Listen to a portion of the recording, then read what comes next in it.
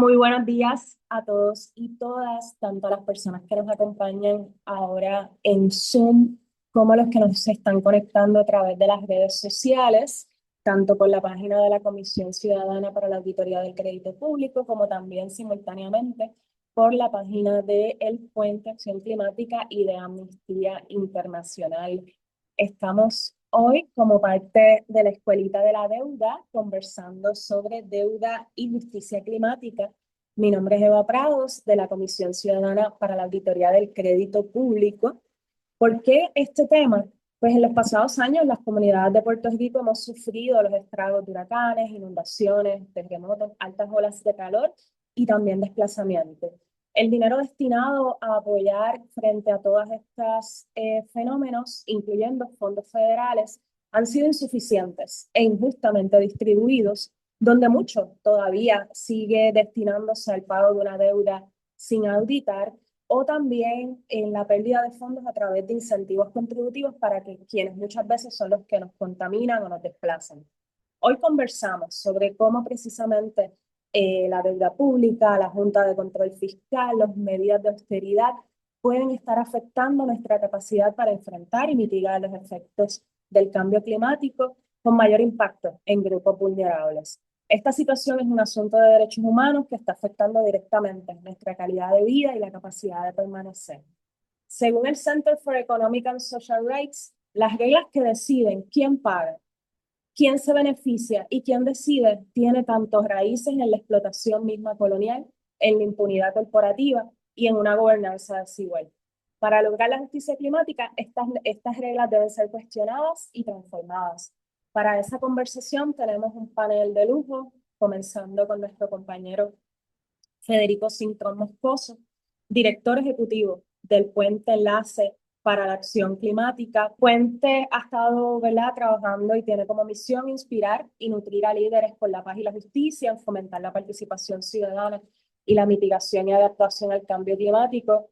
Federico va a estar con nosotros en el día de hoy también Gustavo García López, que lo presentaré más adelante, investigador y doctor en política pública y en ciencias políticas, que también ha estado trabajando muchísimo con los temas de justicia ambiental y climática. También va a estar con nosotros Maritza Maimí Hernández de Amnistía Internacional, quien también ha sido analista de políticas públicas y ha trabajado con muchos grupos como Sierra Club, Queremos Sol, entre otros. Así que sin más preámbulos, le doy el paso a Federico Cintrón. Saludos. Eh, Saludos a todas y a todos. Gracias a Eva y al equipo de la comisión por invitarme a presentar aquí. Voy a ir compartiendo pantalla.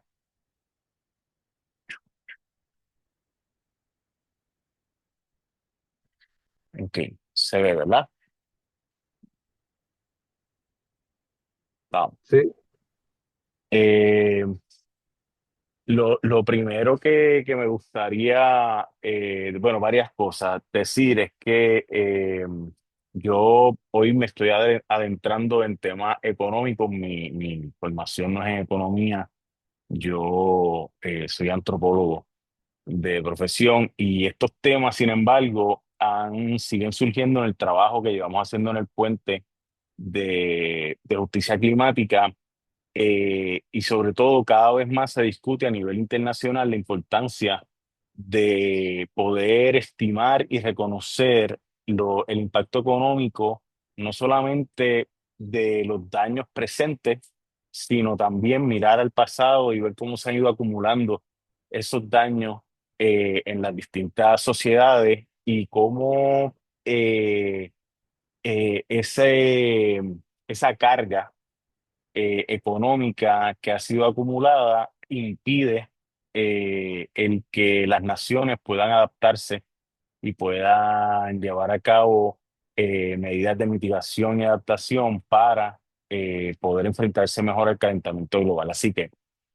uno de los grandes retos que tiene esta conversación es la falta de datos. Y eso es un problema en general cuando hablamos de justicia climática, y es la incapacidad que ha tenido el gobierno de proveer datos para poder hacer análisis más certeros, más sistemáticos y más planificados y organizados.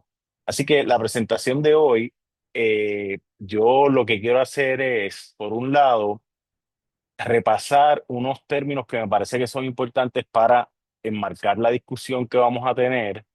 eh, y número dos, presentar unos ejemplos de algunos impactos y números que yo he ido recogiendo a través de nuestro trabajo, más para provocar e insistir en la importancia de estudiar este tema, porque uno de las grandes brechas que hay es que todavía el calentamiento global está bastante cercado en el tema de las ciencias naturales, pero las ciencias sociales y sobre todo las ciencias económicas, de muchos de los aspectos, sobre todo en el Caribe, en Latinoamérica, en Puerto Rico, pues todavía están bastante rezagadas en el nivel de análisis y profundidad de los análisis que se están llevando a cabo.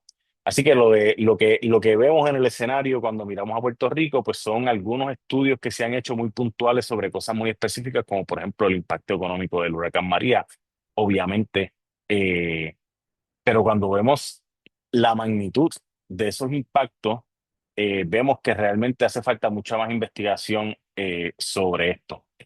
Quiero empezar con esta fotografía. Este es el ministro de Justicia de Tuvalu. Algunos de ustedes quizás han visto esta foto, no es nueva, lleva ya varios años. Pero me parece que es significativa y que es fue una campaña muy impactante cuando salió la foto. Fue una conferencia de prensa que dio desde el agua, porque Tuvalu es una de las naciones del Pacífico que ya está condenada a desaparecer. Y Tuvalu ha lanzado una campaña muy interesante sobre convertirse en la primera nación digital en la historia de la humanidad. Y eso es una cosa súper interesante porque plantea la desaparición total del territorio y lo que implica la desaparición total del territorio para una nación en términos culturales, en términos de conocimiento, en términos de desarrollo de recursos, etcétera. Y yo creo que es el escenario más dramático de lo que vamos a estar hablando y de los temas que ya sabemos que, ¿verdad? Como Eva ya mencionó algunos, que tocan a Puerto Rico directamente. Para repasar algunos conceptos claves que a veces se confunden en la discusión, voy a mencionar solo algunos y los que yo creo que son más relevantes para la discusión sobre el tema de la relación de la deuda con el financiamiento climático. Uno es la diferencia entre mitigación, adaptación y pérdidas y daños. Mitigación es la eliminación de los combustibles fósiles o la decarbonización del sistema, o sea, eliminar el uso de combustibles fósiles. Y esa palabra siempre confunde porque la mayoría de la gente coloquialmente o en otras áreas del saber utiliza mitigación para reducir daños, pero en el caso del cambio climático, mitigación es bien específica, que es la eliminación de combustibles fósiles y eso incluye desde las transiciones a energías renovables, que, ¿verdad? Que es un tema muy amplio aquí en Puerto Rico con el problema, ¿verdad? Y la crisis de energía, pero también aumentar la eficiencia energética, que es cambiar comportamiento de cómo consumimos esa energía. La otro concepto importante es adaptación, que son entonces las medidas que se toman para prevenir daños hacia el futuro. Así que aquí estamos hablando de cosas como restaurar mangles, relocalizar infraestructura crítica, desarrollar sistemas de monitoreo de salud, por ejemplo, etcétera. Y hay un tercer término que es pérdidas y daños que se trabaja de manera unida, que habla de los impactos irreversibles causados por el calentamiento global. Que estas son las pérdidas que no se van a poder recuperar ni que nos vamos a poder adaptar a ellas. Y eso es un concepto importante y sobre todo cuando hablamos de las islas territorios es aún más significativo porque son las que más rápido están perdiendo, por ejemplo, costa y recursos debido al aumento del nivel del mar, etcétera. Así que ahí tenemos de ejemplo la pérdida de ecosistemas. Tenemos, por ejemplo, la disminución de la producción agrícola, ¿verdad? Porque cambian los patrones de lluvia, porque hay más desertificación, etcétera. La salinización de los acuíferos, que es un gran problema que ya se está mencionando para Puerto Rico, y cómo se va a disminuir la captación de agua potable en Puerto Rico, y el patrimonio cultural. El trabajo de Isabel Collazo, por ejemplo, ha empezado a marcar todos los yacimientos alrededor de la costa en Puerto Rico que se están perdiendo, los que están identificados que se están perdiendo debido a la erosión costera. Y por supuesto, en pérdidas y daños también tenemos que hablar del porciento del Producto Interno Bruto que se pierde a causa de los impactos del calentamiento global. Así que esto es importante porque cuando hablamos de financiamiento climático, tenemos que mirar estas tres áreas, no solamente la parte de carbonizar, pero también lo que se ha perdido y los daños que han sido causados. Eh, Esas tres cosas las miramos desde un lente de justicia climática, que es añadirle a esa idea de la transformación, ¿verdad? De los cambios que hay que hacer, una mirada de equidad y de derechos humanos, que se lo vamos a ver más adelante. Y de ahí sale un principio muy importante, que es el de responsabilidad común, pero diferenciada, que ha sido ya ratificado por varias cortes internacionales. Y es el principio que reconoce que todas las naciones son responsables de atender el calentamiento global, en primer lugar. Y cuando hablamos de que las naciones son responsables, son todos los gobiernos, incluyendo el nuestro colonial, tienen la responsabilidad de atenderlo. No pueden decir que no lo van a atender o que hay otras razones para no atenderlo en este momento. Tienen que así hacerlo. Y la parte que es diferenciada es porque al igual que los impactos del calentamiento global son diferenciados en distintas comunidades y poblaciones, pues de igual manera, a nivel de las naciones, hay que pensar en que esas contribuciones y esas obligaciones tienen que estar sopesadas en virtud de la historia que tienen unos países versus otros en contribuir a los gases de efecto invernadero y al calentamiento global, así como la capacidad que tienen en el presente para actuar. Y esto es un debate importante a nivel internacional porque es una manera de empezar a señalar aquellos países que tienen una deuda con el mundo porque son los países que más han contaminado históricamente. Y en el caso de nosotros es mucho más dramático porque Estados Unidos es el contribuidor número uno histórico de gases de efecto invernadero. Y pues, y nosotros somos colonia de Estados Unidos, así que en el caso de nosotros pues hay una relación directa con el país más contaminante. Esas obligaciones se ven de tres maneras o recalcan enfatizan tres cosas importantes. Uno es que hay que movilizar el máximo de los recursos disponibles. Y ese tema me parece que es importante más adelante cuando lo hablemos en el caso de Puerto Rico, porque ahora mismo en el presupuesto de Puerto Rico no hay ni un centavo dedicado al calentamiento, a trabajar con el calentamiento global. Y aquí lo que se está diciendo es que hay que usar el máximo de lo que está disponible. Eh, Otra cosa es no utilizar la crisis climática como excusa para reducir las protecciones civiles. Eso es una garantía y es una cosa que le escuchamos todo el tiempo, ¿verdad? No hay dinero para eso, no hay dinero para eso, no hay dinero para eso, pero sí hay dinero para la deuda, etcétera, etcétera, etcétera. Así que eso es un principio importante que hay que reclamar. Y tercero, garantizar la transparencia, la participación y la rendición de cuentas, que yo esto no lo tengo que explicar en este grupo, pero ¿verdad? Llevamos meses luchando contra la aprobación de una ley que limita más la capacidad de transparencia y es fundamental no solamente para la fiscalización del gobierno, pero sobre todo para poder hacer estimados y poder tener información real sobre esos impactos, que es una de las limitaciones que les mencioné al principio. Otro concepto importante y que viene de esa discusión de las responsabilidades tiene que ver con la deuda climática, que es la obligación contraída por esas naciones ricas contra los países del sur global por su papel en la creación de la crisis. ¿Ok? Eh, y esos dos conceptos entonces son los que ahora se están trabajando cuando hablamos de financiamiento climático, ¿verdad? ¿Cuáles son esos fondos? ¿De dónde va a salir el dinero para poder atender la mitigación, la adaptación y la pérdida de daño? A nivel internacional, esto es una discusión que es muy álgida y que en la COP, en las reuniones de las Naciones Unidas, lleva años todavía tratando de dilucidarse cuál es ese mecanismo que se va a utilizar para poder lograr este financiamiento, porque obviamente los países que más han contribuido no quieren asumir esa responsabilidad. y los países que más impacto están recibiendo del calentamiento global, pues están forzando o están empujando el que esos mecanismos se lleven a cabo. Ahora mismo, como estamos en el presente, ese financiamiento, el 90% es privado. Es a través de préstamos, inversiones o subvenciones como grants que se dan entre países.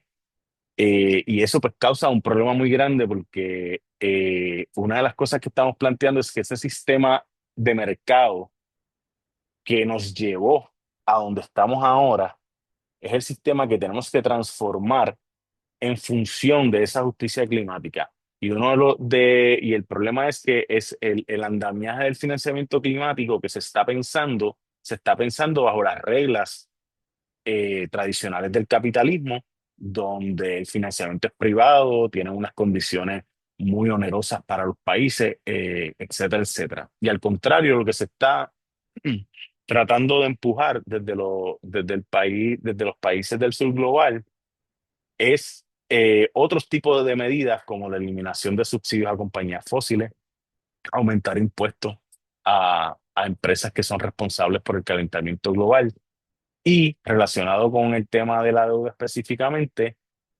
procesos donde haya canje de deuda, alivios de deuda, moratorias o cancelación de deuda. El caso de la moratoria, ya hay ejemplos de acuerdos donde en el caso de que hay un evento climático extremo, pues las deudas entran en un estado de moratoria hasta que se resuelva, ¿verdad? Para poder usar ese dinero que se usaba para pagar la deuda, moverlo para resolver el asunto del impacto de ese fenómeno. Y la cancelación de la deuda es otro mecanismo que se ha hablado por muchos países. Y en el caso de Puerto Rico, hay un informe del Instituto de Economía y Finanzas, AIFA, donde en el caso de la deuda de energía eléctrica, en su análisis sugieren que, al igual como otros grupos, ¿verdad? Hemos mencionado anteriormente, que lo que corresponde es la cancelación de esa deuda completa. No es un alivio, no es, ¿verdad?, reducir el pago de la deuda, sino que cancelar completamente la deuda para que podamos utilizar los recursos para hacer esa transición energética en vez de continuar, ¿verdad?, mantenernos atados al pago de la deuda, aunque se reduzca esa cantidad. Así que hay varios ejemplos de posibilidades de cancelar las deudas. Eh, Algunos de los puntos centrales que me gustaría hacer, algunos ya he ido mencionándolos, pero número uno, que el tema del cambio climático todavía sigue tratándose como un tema secundario, como un problema más de todos los que hay, cuando en realidad debe ser un lente con el cual mirar los otros problemas sociales, ¿verdad? Ya está más que demostrado que el tema del calentamiento global afecta eh, otros issues de género, raza, educación, vivienda, etcétera. Y para mí, o la propuesta que nosotros hacemos es que debe ser un lente desde donde comenzar a examinar esas transformaciones que estamos buscando y esos reclamos que estamos buscando en otras áreas. Rápidamente, el pago de la deuda desvía fondos para atender el calentamiento global. El calentamiento global genera más deuda, por lo que les dije, porque cuando ocurren los eventos extremos, las naciones entonces tienen que pedir deuda nueva para poder atender esas pérdidas y esos daños. Requiere inversión inmediata, planificada y justa. Estos son elementos muy clave. Ahora mismo uno puede ver acciones independientes y aisladas, cuando realmente lo que necesitamos es la presentación de un plan eh, que atienda esto de manera organizada. Solo para mencionarlo, la inacción multiplica el costo de las acciones. En algunos casos, por cada dólar, se está estimado que por cada dólar que se invierte, se reduce el gasto en $6. En otros, se está hablando de que por cada dólar invertido hay un ahorro de $13 en los impactos. Y voy a pasar, bueno, voy a rápidamente Otras cosas importantes que tienen que ver con la deuda específicamente, la austeridad erosiona la capacidad adaptativa y justifica la inacción climática. Eh, el problema del huracán María, por ejemplo, no vino después del huracán. No estábamos preparados para un huracán de esa categoría, así que esas medidas de austeridad han erosionado la capacidad de poder hacer esto, de poder atender este tema. Y los acreedores son beneficiarios de la deuda, también se benefician, invierten en combustibles fósiles, así que hay unos actores que son comunes a todo este tema. Eva me decía diciendo, yo le prometí que iba a tardarme 15 minutos y me dijo que me quedan 3, así que voy a presentar unos numeritos rápidamente. A nivel mundial faltan entre 1,6 y 3,8 billones, en inglés trillones, anuales para mitigar bajo un escenario de 1,5 grados para el 2050. Ese es el dinero que hace falta para la mitigación. Para la adaptación hay que añadirle 180.000 millones anuales adicionales para el 2030.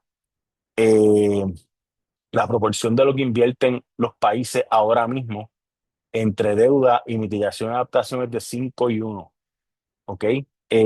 Y la, el porciento del Producto Interno Bruto que se invierte en mitigación y adaptación ahora mismo por país, en promedio, es 0,5% de ese Producto Bruto, cuando se necesita en estimado que se invierta de un 3 a un 8% del Producto Interno Bruto. Una de las cosas que se está empezando a investigar es que el calor extremo y el estrés por calor va a reducir las horas laborables a un 2% a nivel mundial. Así que el impacto en términos de salario y de producción va a ser significativo. En Estados Unidos, la NOAA ha estimado que desde el 1980 al 2024 han ocurrido 403 eventos extremos con un costo de $3 billones.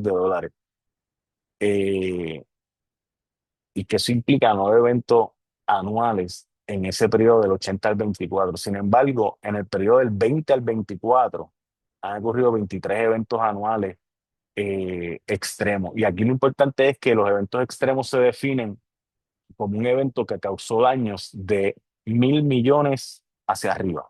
¿Ok? Cualquier evento que haya causado daños menor a eso no está incluido como un evento extremo. So, el año pasado, nada más en el 2024 en Estados Unidos ocurrieron 27 eventos extremos con un costo aproximado de 182,7 mil millones de dólares. Esto es solo para dar un ejemplo de la cantidad de dinero que está y pérdidas que está causando el calentamiento global. Cuando lo miramos en Puerto Rico, desde el 80 al 24 han ocurrido 8 eventos extremos con un costo de 236 mil millones de dólares. Y según otro estudio, Puerto Rico ha perdido alrededor de 5% del Producto Interno Bruto anualmente en las pasadas 2 décadas, exclusivamente relacionado al cambio climático, no a otras cosas que también pasan en el país. ¿Ok? Así que eso es un poco para poner el contexto donde estamos. Eh, Otros ejemplos que le quería presentar. Estos son pérdidas y daños en otros sectores. En el sector de la agricultura, por el huracán María se perdieron 2.000 millones de dólares. En agricultura, por la sequía del 14 al 16 se perdieron 14 millones. En el turismo, por el huracán María, 741 millones de dólares. El COVID se estima que 21.000 millones de dólares. Los superfondos, que ahí hay una información confusa porque hay unos que todavía están activos, otros que no, pero por lo menos de los más grandes, la limpieza de Vieques y Culebra se estima en 420 millones de dólares.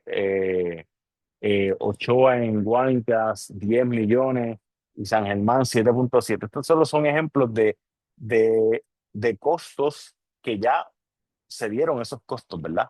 Eh, y que hay que añadirlo a ese análisis de las pérdidas y daños que han habido en Puerto Rico históricamente. Hacia el futuro, se estima, según el Plan de Mitigación y Adaptación al Cambio Climático, que solamente la subida del nivel del mar como fenómeno en vivienda va a causar daño de 2 millones de dólares, eh, que se va a perder 10% del puerto de San Juan en una subida de 3 metros.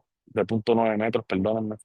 Eh, Carretera, se estima que 102 millones de dólares van a ser afectados. En energía, las plantas, subestaciones y torres de transmisión que quedan en la costa, se estima que 172 millones de dólares va a costar moverlas. Y acueducto, plantas, bombas y tanques también 20 millones de dólares. Voy a saltar y voy a acabar con el plan de mitigación como una de las acciones más urgentes que tenemos ahora mismo. La semana pasada, eh, la legislatura en el Senado, la Comisión Conjunta, la parte del Senado, aprobó el último día, el 18, aprobó el Plan de Mitigación, Adaptación y Resiliencia para el Cambio Climático, un documento que si no están familiarizados con ello, les invito a que lo busquen. Es el ejercicio más reciente que se ha hecho para poder organizadamente determinar por sector qué es lo que se necesita empezar a hacer para la adaptación climática. Y ese documento, la historia es muy larga, que la podemos discutir después, pero el 18 el Senado la aprobó y la Cámara no la vio. Pero la ley establece que si la legislatura no atiende el plan de mitigación para el final de esta sesión, el plan se da por aprobado y debe pasar a la gobernadora. Así que nosotros estamos ahora mismo en el proceso de evaluar si en efecto ya le enviaron el proyecto a la gobernadora para su evaluación. Pero lo digo porque el plan de mitigación estima que las acciones que ellos han determinado que hay que hacer por sector, que son las que tienen ahí a mano derecha, son 6.000 millones de dólares. Y eso está muy bajo estimado. Cuando uno mira el plan, la mayoría de las cosas que se incluyen en las acciones del plan son cosas que las agencias ya pueden hacer con su presupuesto normal, porque son acciones para educación, son acciones para rendir informes, para levantar datos, etcétera, etcétera, que las agencias en su presupuesto normal deberían tener capacidad de poder hacer. Estos 6.000 millones de dólares son para otro tipo de acciones que conllevan unas actividades mucho más intensivas y para las cuales hay que presupuestar. Eh, pues como les dije al principio, el gobierno, la excusa ha sido que como no lo han puesto en el presupuesto, pues no se puede aprobar el plan de mitigación. Y una de las cosas que nosotros insistimos, basado en esos principios que leí anteriormente, es que tenemos que impulsar y tenemos que forzar el que en el presupuesto hayan partidas específicas para poder implementar lo que dice el Plan de Mitigación, Adaptación y Resiliencia al Cambio Climático. Es un primer ejercicio que se ha hecho para poder identificar cosas específicas. Por ejemplo, solo voy a dar este ejemplo, y es que el aeropuerto Luis Muñoz Marín, habrán escuchado que en menos de 15 años va a estar inundado y no va a poder utilizarse. Pues el plan habla de la inversión de 70 millones para poder alrededor, en las áreas alrededor del aeropuerto, poder empezar un proceso de adaptación para poder controlar la subida del nivel del mar y las inundaciones, que ya están afectando las pistas al día de hoy, pero todavía se pueden utilizar algunas de las otras pistas. Así que esto es un pequeño ejemplo del tipo de transformaciones que tenemos que estar pensando y que tenemos que estar pensándolas ahora, porque no tenemos mucho tiempo para arrancar a hacer las mejoras y las inversiones a nivel de infraestructura tan importante que necesitamos. Bueno, y ya, y Eva me dijo que me pasé por 5 minutos, así que voy a ser responsable. Voy a dejarlo aquí. En las discusiones podemos hablar más de esto y además la presentación de Gustavo y la de Maritza pues van a entrar más en detalle en otros temas. Así que gracias. A ti, Federico, un millón de gracias. Excelente presentación. A las personas que están conectadas pueden dejar las preguntas en el chat, las vamos a ir respondiendo al final. Es otra oportunidad también para que los recursos puedan traer algún dato que no hayan podido hacer en su presentación. Así que excelente, Federico. Repasando, ni un solo centavo ahora mismo del presupuesto, nos dice Federico, del gobierno se va o se destina atender, ¿verdad? Todos estos asuntos sobre el cambio climático. Así que ya tenemos ese dato que es súper importante. Todo lo que nos mencionó del financiamiento privado, que es lo que realmente reina y que es totalmente inestable y no garantiza, ¿verdad?, poder cubrir todos los gastos que esto va a ir generando. La importancia de considerar, que estamos de acuerdo, la cancelación de la deuda de energía eléctrica como una de esas estrategias para poder asegurar más fondos para atender los problemas, principalmente del sector eléctrico, que eso también se va a tocar por los demás presentadores, y la necesidad urgente, ¿verdad?, de priorizar en el plan de mitigación que se está proponiendo y en los fondos que se necesiten. Nada, más o menos vamos a ir atendiendo los demás asuntos. Ahora entra con nosotros Gustavo, otro compañero que queremos muchísimo. De hecho, en el pasado, junto al puente y con Gustavo hicimos una investigación y la Comisión Ciudadana para la Auditoría del Crédito Público, precisamente sobre un poco mirando los distintos impactos que ha tenido las medidas de austeridad. Federico habla, no hay ni un solo centavo del presupuesto destinado para los asuntos relacionados a la mitigación y adaptación al cambio climático, pero la realidad es que también se han visto unas reducciones en algunas áreas de los presupuestos que ya existían anteriormente, y eso fue una de las áreas que estuvimos trabajando con Gustavo García López, nuestro próximo recurso, quien, como ya les adelanté, es investigador y doctor en política pública y ciencias políticas. El enfoque de García, de Gustavo, en la justicia ambiental y climática. Se destaca que la autogestión comunitaria y cómo la gente se organiza para proteger el ambiente es esencial para su conservación. Estudia los temas relacionados a la recuperación energética, el uso de la energía renovable y la búsqueda de justicia social en la política ambiental luego de los desastres ambientales por el huracán María. Gustavo está con nosotros desde Portugal, así que también quería agradecerle a Gustavo por su tiempo. Adelante, Gustavo. Gracias, Eva. Gracias a todos por organizar esta escuela, ¿no? Y este seminario de esta escuela. Yo voy a presentar un poco sobre, gracias también a Fede, ¿verdad?, por la presentación súper completa de lo que son, ¿verdad?, las grandes cuestiones sobre los impactos del cambio climático y la falta ¿verdad?, de atención a ese tema, tanto política como económicamente. Yo voy a seguir esa conversación con el tema de la fiscal. Yo también decir que no soy economista, pero pues ¿verdad? Fui invitado a dirigir este proyecto que miraba los impactos eh, de la deuda, y en particular de las políticas de austeridad en el funcionamiento de la protección ambiental en Puerto Rico y de las agencias ambientales, y realizamos un estudio que Eva mencionó y que voy a presentar un poco de lo que fue ese estudio que concluimos en 2023, eh, pero que continúa, entendemos, muy vigente para, eh, para, este, para lo que estamos hablando hoy. Creo que nosotros comenzamos con estas preguntas, ¿verdad? ¿Cómo ha incidido la deuda pública eh, en la crisis ambiental de Puerto Rico, y en qué forma el daño ambiental ha generado deuda pública? Yo creo que nos vamos a enfocar más en la primera pregunta hoy, pero lo que habló Fede, pues era también muy enfocado en algo que nosotros también estudiamos en esta investigación, que era cómo los daños ambientales también tienen unos costos también económicos, que se manifiestan en cuando los gobiernos tienen que tomar prestado para resolver problemas ambientales como los que mencionaba Fede, o para construir proyectos que al final generan mucho daño ambiental. O sea que en proyectos de gran infraestructura, las propias fábricas de combustibles fósiles, las propias fábricas de petroquímicas que se construyeron en Puerto Rico, o incluso proyectos de construcción de hoteles y de otras infraestructuras en la costa, etcétera, etcétera.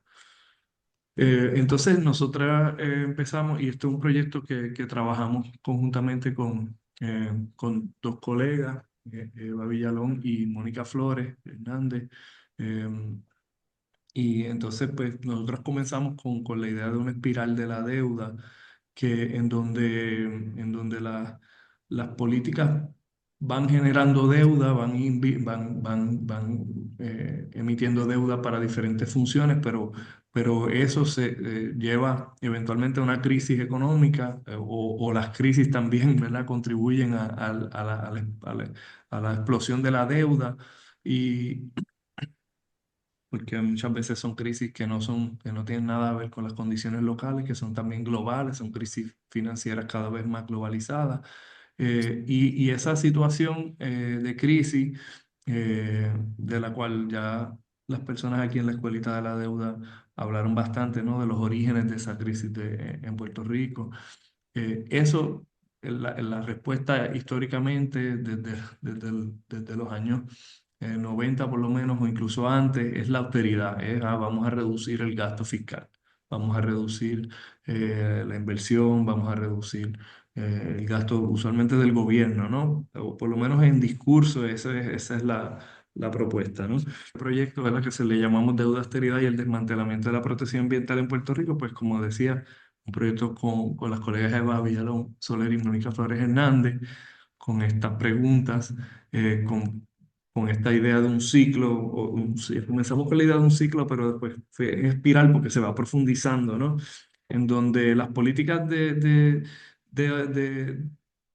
en un contexto de crisis y de deuda, generan austeridad, pero también llevan a políticas nuevas de mayor explotación ambiental, mayor extractivismo, mayor inversión en proyectos con alto impacto ambiental, porque se presentan esos proyectos como solución a la crisis, ¿no? Entonces, eso lleva a más deuda. Y hay muchos ejemplos, ¿no? Los colegas y las colegas en la Organización de Acción Ecológica en Ecuador han estudiado mucho este tema bajo el concepto de lo que ellos llamaron la deuda ecológica, que es tanto la deuda financiera que se emite para proyectos de alto impacto ambiental y que genera, como la deuda que no está cuantificada, como decía Fede, que es una deuda que son los impactos que tienen estos proyectos en el ambiente y a su vez eso en la salud, en la economía, ¿verdad? En la productividad de las personas, su capacidad de trabajar, en su capacidad también de tener una buena vida, un bienestar, que también es algo que es incalculable monetariamente, pero que hay economistas que se han puesto a ponerle números a esto y que son números que demuestran que hay un impacto significativo del daño ambiental, genera un impacto significativo negativo en la sociedad, que se puede calcular en términos económicos también, pero que va mucho más allá, claramente. La respuesta a eso es más deuda, porque se emite deuda para, por ejemplo, en Ecuador, pues se emitió un montón de deuda para que el gobierno financiase la extracción petrolífera de Chevron. Y Chevron, ¿qué pasó? Dejó allí un desastre ambiental. Entonces, no solo se emite deuda, sino que el desastre ambiental después lo tiene que resolver el gobierno, porque después esas empresas desaparecen, hay todo un esquema que ahora está a comenzar a estudiarse de cómo las empresas evaden el liability, evaden su responsabilidad legal, creando subterfugios, creando otras empresas, vendiendo sus acciones. Es lo que están haciendo las empresas petroleras ahora, es vender sus acciones en diferentes lugares. Por ejemplo, Shell vendió en el territorio Ogoni, en Nigeria, después de todo el desastre que causaron, se fueron. Ahora ya no son responsables, ahora es una empresa de Nigeria, una empresa nacional, y le transfirieron el liability a ellos. Y así, por ejemplo, ¿no? Se refugian en cosas legales de que no hay jurisdicción. Por ejemplo, Ecuador encontraron culpable a Chevron, pero después Estados Unidos dijo, no, no, ustedes no tienen jurisdicción sobre eso, ¿no? Y ahora hay otro caso que se estaba intentando llevar en tribunales internacionales. Entonces, la deuda genera más crisis, genera más austeridad y más explotaciones. Bueno, entonces nosotros nos pusimos a estudiar, pues, qué había pasado en Puerto Rico históricamente, qué ha pasado, y qué ha pasado recientemente. Nosotros hicimos un estudio hasta el 2022, con datos hasta el 2022, aunque podemos fácilmente actualizarlo y ver que el proceso que identificamos continúa con los presupuestos, contratos, buscamos información de contratos, de puestos ocupados, del presupuesto aprobado y gastado de las agencias, que es un dato bien importante que voy a traer después, la diferencia entre el aprobado y el gastado. Y nosotros, pues básicamente encontramos dos cosas principales, ¿verdad? Que las políticas de austeridad han resultado en un desmantelamiento prácticamente de las agencias de protección ambiental, un desmantelamiento progresivo que no empezó solamente con los últimos, ¿verdad? 10 años de políticas de austeridad, de los últimos 20 años prácticamente de políticas de austeridad extrema, sino que como había comenzado antes, pero que se va profundizando como el espiral propone, ¿no? Se va profundizando cada vez más y que con la llegada de la Junta claramente hay un nuevo escenario también que va y con la reestructuración de la deuda que va a profundizar todavía más ese proceso. Eh, y un segundo hallazgo del cual no voy a hablar hoy es la desregulación de permisos que ha resultado en una desprotección ambiental y una desarticulación de la planificación del país. Que a la vez tampoco es que ha traído un desarrollo económico, porque seguimos, ¿verdad? En un proceso de recesión ¿verdad? De empobrecimiento también. Eh, entonces,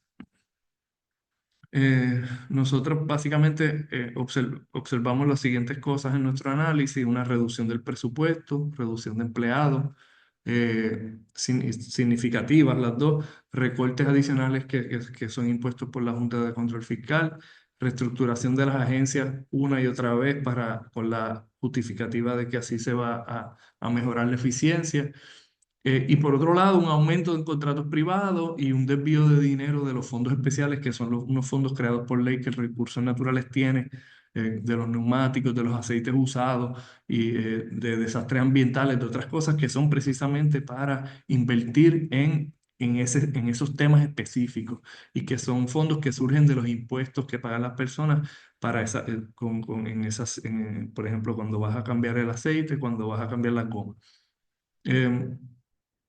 Y esto tiene un impacto significativo en los recursos humanos y económicos de la agencia, donde no hay recursos suficientes. Constantemente lo escuchamos en la prensa, lo vemos en las acciones del DRNA, que es cada vez más incapaz de dar respuesta a los problemas ambientales del país, incumplimiento de leyes y regulaciones y un clima de negligencia, corrupción e impunidad. Son los tres impactos principales que nosotros identificamos en el estudio. Este es el presupuesto gastado hasta 2022 en DRNA. Esto es importante porque el presupuesto gastado es como 100 millones en los últimos años, como 100 millones menor del aprobado cada año. O sea, se aprueban 240 y se gastan 140. Y eso es, en nuestro análisis, es por las instrucciones que da la Junta de Control, pero que no se oficializa eso como una instrucción, porque hay un presupuesto aprobado, pero que después la agencia gasta menos y lo que sobra, pues, va para el pago de la deuda. O sea que hay una política un poco medio invisible, ¿verdad? Porque lo aprobado parece mucho mayor en realidad, pero lo que se termina usando es mucho menor. Y además, como vemos, hay una tendencia clara de disminución que es de 41% entre 2001, entonces a los 20 años, eh, hay un 40% de reducción total del presupuesto. Esto es en precios constantes, ¿no? Porque si lo vemos, que se ve más claramente la reducción. Estos son, ¿verdad? Algunas cosas que surgen de estos años. Aquí les muestro, ¿verdad?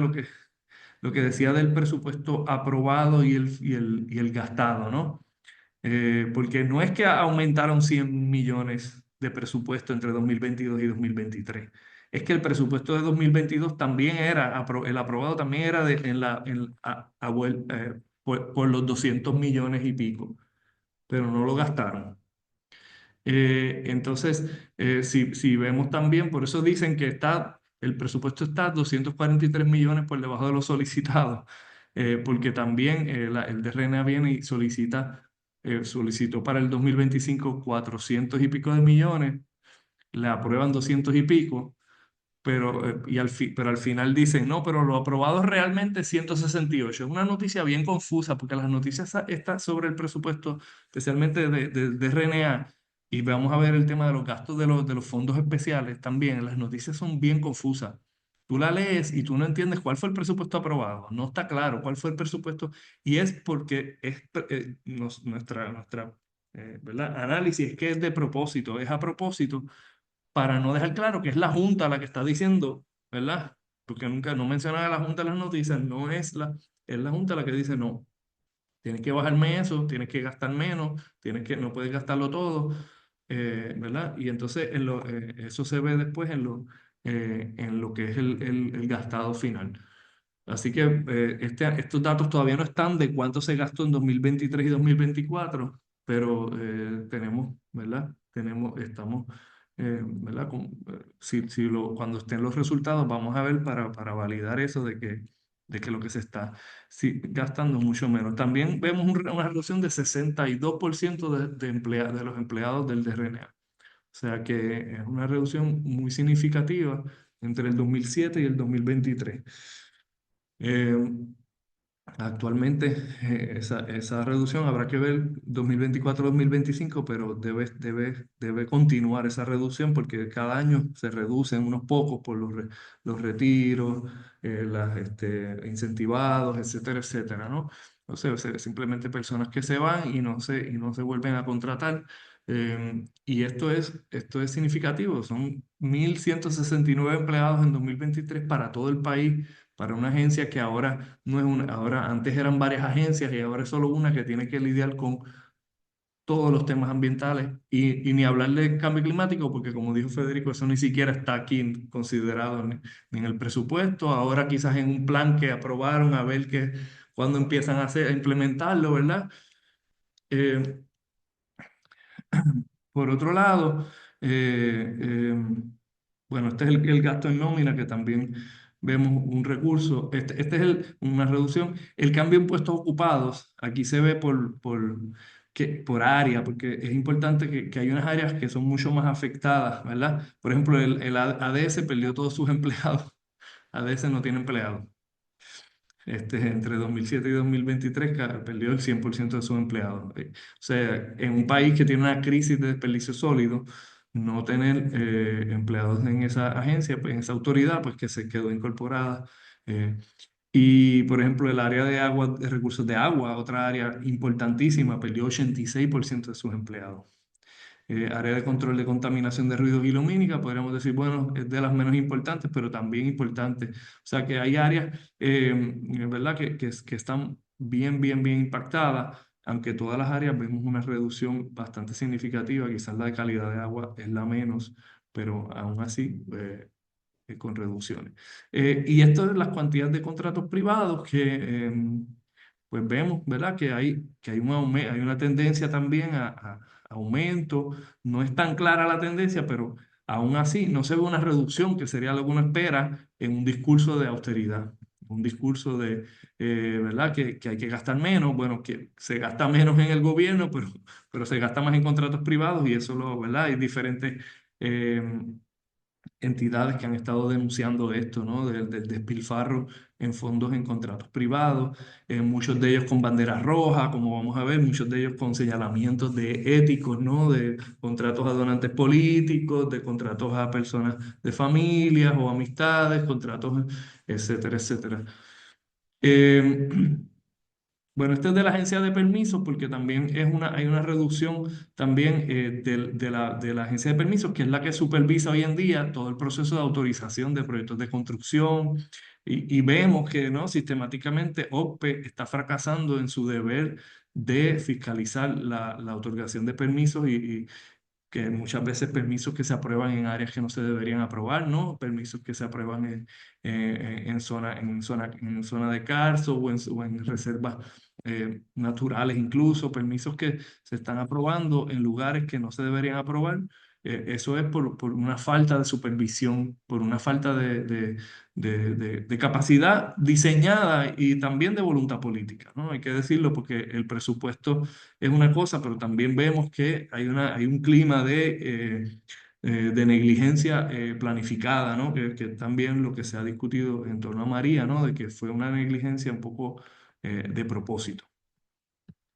En el, estos son los puestos ocupados que se ve que bueno, no se reducen tanto, aunque sí se reducen bastante, pero es interesante que en el 2022 OPE reportó que solo había, y estos son datos que conseguimos con OPE, con una solicitud de información, 4 empleados solamente en la División de Evaluación de Cumplimiento Ambiental, que es lo que estamos hablando, ¿no? Porque antes eso lo hacía DRNA, hoy en día lo hace OPE. 4 empleados para todo el país para ver si hay cumplimiento ambiental de los permisos. O sea que no es nada, ¿no? Eh, el desvío de fondos especiales es algo que nos preocupó porque salió una noticia, ¿no? Una denuncia realmente del colectiva Amigues del Mar, que denunciaron que en una reunión, ¿verdad? Y posterior carta, Rafael Machargo, entonces secretario del DRNA, había admitido que el uso de los fondos del Fondo Especial para el Manejo de Neumáticos, que es uno de esos fondos especiales que mencioné, que en cantidad de millones, esos fondos estaban siendo desviados para el pago de la deuda por los últimos 5 años en aquel momento, ¿no? De 2015 a 2019. Eh, eh, y eso nos preocupó mucho porque hay varios fondos especiales, nos dimos a la tarea de estudiarlos todos, ¿verdad? Hubo una demanda gracias al Frente Ciudadano y la Comisión Ciudadana para la Auditoría Integral del Crédito Público y los superabogados de acceso a la información que han trabajado ahí. Que consiguieron que tuviéramos acceso a esos documentos y nosotros encontramos que había un desvío de cerca de 50 millones de dólares entre 2018 y 2022. Eh, y antes de eso, por lo menos, hubo una identificación que parece poco, ¿verdad? Pero como son fondos que realmente están destinados a atender unas necesidades bien particulares, especiales en la ley, ¿no? Eh, esos fondos se crean porque se entiende que hay una urgencia, una priorización de esos temas, ¿no? Desastres ambientales, emergencias ambientales, como le llaman, el Fondo de Emergencias Ambientales. Se explotó la Capeco. Ahí hay un fondo para atender esa situación.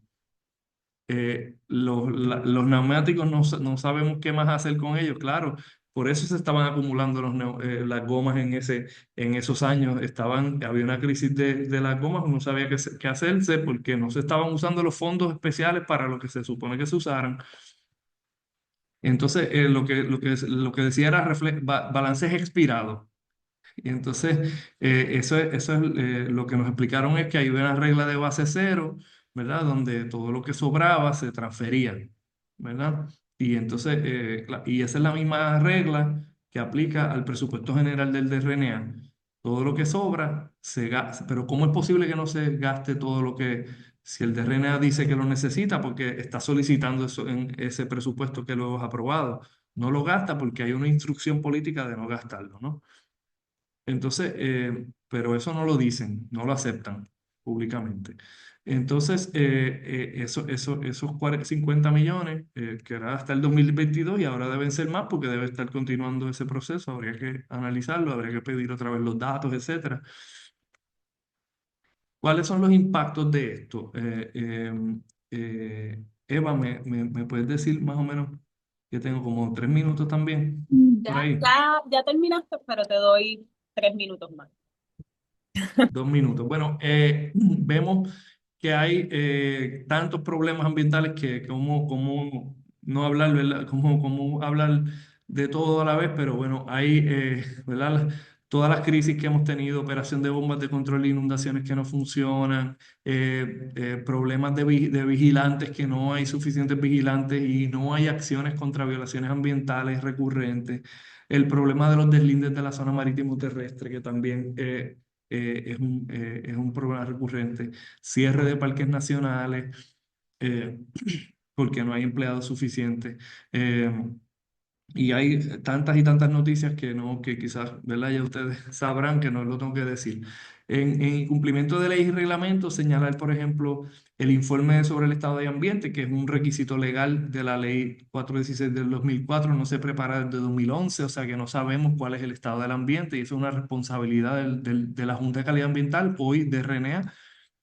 El plan anual y el plan estratégico del DRNA no se preparó entre 2017 a 2021. Desarrollo de planes de manejo de áreas naturales que nunca se hicieron, que por ley se tenían que hacer, por ejemplo, el Corredor Ecológico de San Juan, que lleva más de 20 años sin un plan de manejo, el plan de agua que no se ha implementado, la gestión de neumáticos que ya hablé, el desarrollo del plan de cambio climático que Fede relató. eh, y finalmente, un clima de falta de compromiso, negligencia, corrupción.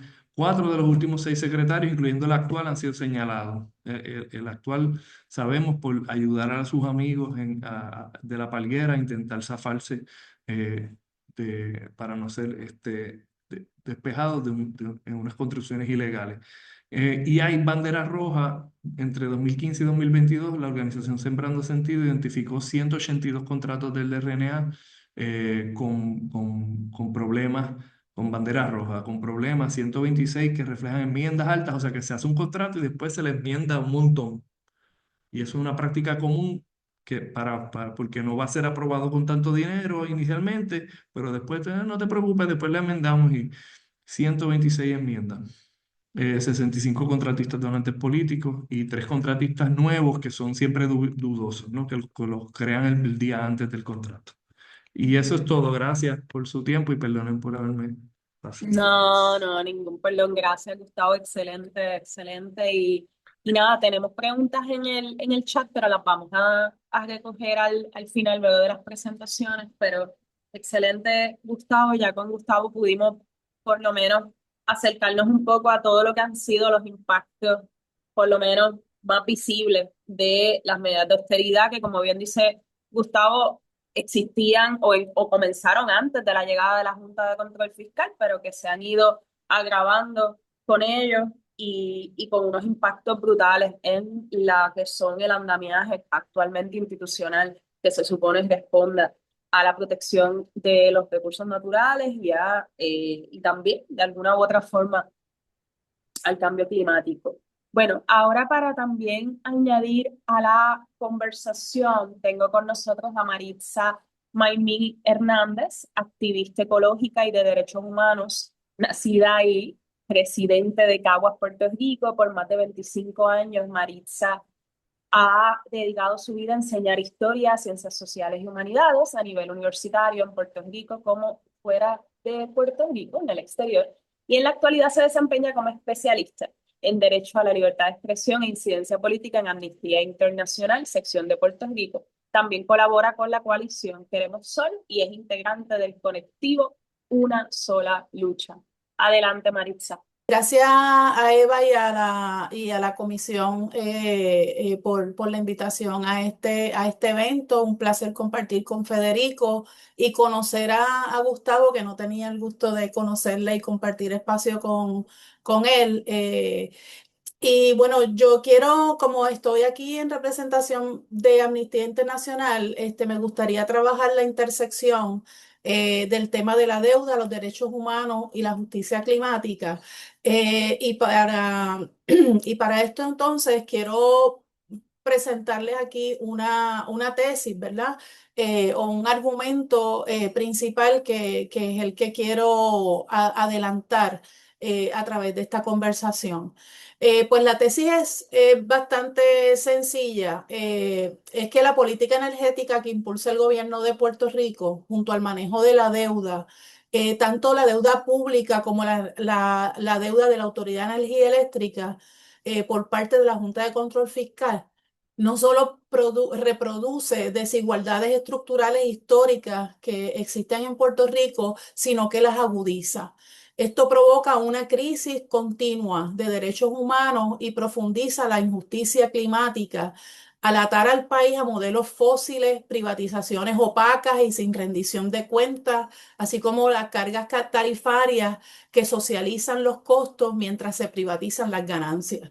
El resultado de esto es una dinámica en la que se saquean los recursos del Estado y de la gente para el beneficio corporativo y de clientes políticos, mientras que las consecuencias nefastas de estas políticas las viven los cuerpos de las personas y nuestros ecosistemas.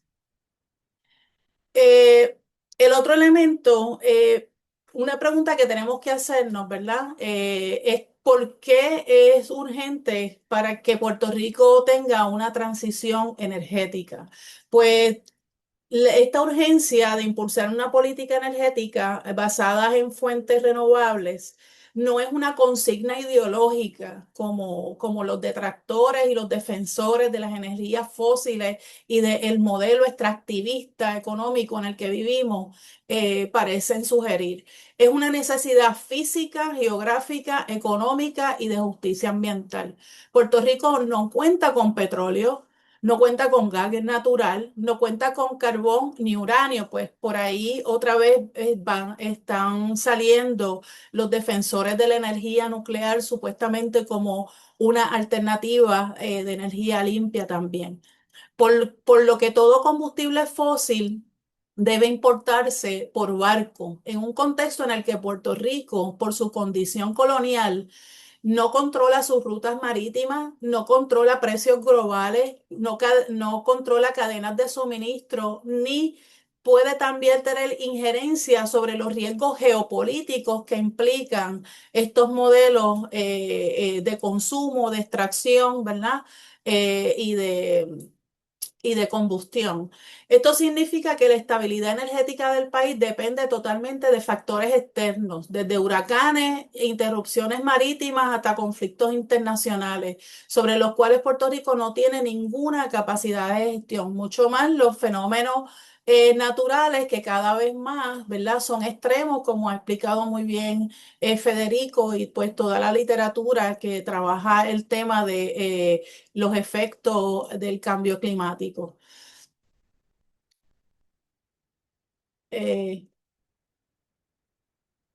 Eh, a esto se suma el asunto de que el uso de combustibles fósiles y la potencial adopción de la energía nuclear conllevarían impactos ambientales, sanitarios y de seguridad incompatibles con nuestra geografía y densidad poblacional. Tenemos una geografía bastante reducida, una territorialidad bien limitada, vivimos en una isla, ¿verdad? O en varias islas que también tenemos dos municipios también insulares y nuestra densidad, pues nuestra densidad poblacional es bastante alta a pesar de que hemos ido perdiendo población, ¿verdad? Precisamente como consecuencia de la crisis económica en Puerto Rico y la precarización de la vida también en nuestro país y el costo de vida. Eh, el resultado ha sido el resultado de esta insistencia en los combustibles fósiles y esta matriz energética centralizada es una matriz centralizada, costosa, contaminante y vulnerable. Eso lo vimos muy claramente tras el paso de María, como el 80% de las torres de transmisión y distribución energética del país colapsaron, ¿verdad? Y entonces estamos reconstruyendo el gobierno de Puerto Rico, la Junta de Control Fiscal, las agencias federales siguen impulsando esa centralización del sistema energético que nos sigue haciendo vulnerables, ¿verdad? Ante eventos atmosféricos similares al huracán María que puedan venir en el futuro y bueno, la posibilidad de eso es bastante alta, viendo cómo se ha ido intensificando estos efectos del cambio climático, ¿verdad? El calor en las aguas, que son los combustibles, ¿verdad? Que le dan energía a esos huracanes. Eh, En contraste de ese modelo centralizado, costoso, contaminante, de combustibles fósiles, Puerto Rico posee abundantes recursos solares y condiciones ideales para una transición acelerada hacia modelos distribuidos que podrían reducir apagones, las tarifas, la contaminación y la dependencia externa. En este contexto, insistir en expandir una infraestructura fósil, particularmente gas natural, no solo es ambientalmente insostenible, es económicamente irracional. Es irracional completamente que se quiera insistir en Puerto Rico en sostener nuestro sistema energético sobre recursos que no poseemos, que no controlamos. Mientras tenemos recurso solar, ¿verdad? Que es gratis, ¿verdad? Y precisamente por eso es que no se impulsa, porque es gratis. Y, eh, pues perpetúa exactamente las condiciones que han hecho del sistema energético puertorriqueño tan frágil y tan caro durante décadas. Y cuando digo caro, no solamente me refiero a los costos, ¿verdad? En dólares y centavos de cuánto cuesta importar el gas, cuánto cuesta mantener estas plantas de combustión, ¿verdad? De estos combustibles, sea carbón, sea gas, sea petróleo, sea diésel, pero también los costos sobre la salud y los efectos medioambientales que existen en el país, que Gustavo estaba mencionando, ¿verdad? Le llaman externalidades, ¿verdad? Desde la economía, para hablar de estos efectos que no son necesariamente, que están contabilizados en la matemática económica, de tomar algunas decisiones, pero son importantísimos. Porque implican una carga no solamente para los cuerpos que tienen que sufrir esas consecuencias, pero también para una sociedad que tiene que también invertir en sistemas sanitarios, etcétera. Y precisamente las políticas económicas que se han implantado en Puerto Rico en las últimas décadas, mucho más las políticas neoliberales, las políticas de austeridad que se han implantado a partir de la crisis económica del 2006 en adelante, y luego con la inserción de la Junta de Control Fiscal en Puerto Rico, han obviamente erosionado toda esa infraestructura del Estado, que pudiera permitir que se dieran servicios, ¿verdad?, a la población para atender estas necesidades básicas. Eh, yo quisiera también a traer aquí un par de conceptos, tres conceptos importantes que siempre los estamos mencionando y que muchas veces no nos detenemos a reflexionar sobre ellos. El concepto de derechos humanos, el de justicia climática y el de las zonas de sacrificio, que es un concepto muy importante cuando estamos hablando de la justicia climática, y queremos precisamente dar visibilidad a las comunidades, a las personas que sufren en cuerpo los efectos de esta crisis. Eh, para analizar la intersección entre la deuda, energía y justicia climática, es útil explicar brevemente tres conceptos, ¿verdad? Que son estos que he mencionado al momento. El primer concepto es el de derechos humanos. Dice el artículo 1 de la Declaración Universal de Derechos Humanos de 1948 que todos los seres humanos nacen libres e iguales en dignidad y derechos, que por lo tanto los derechos humanos garantizan la igualdad de todas las personas a la integridad personal, la privacidad, las libertades personales y el cumplimiento de las necesidades existenciales y sociales básicas.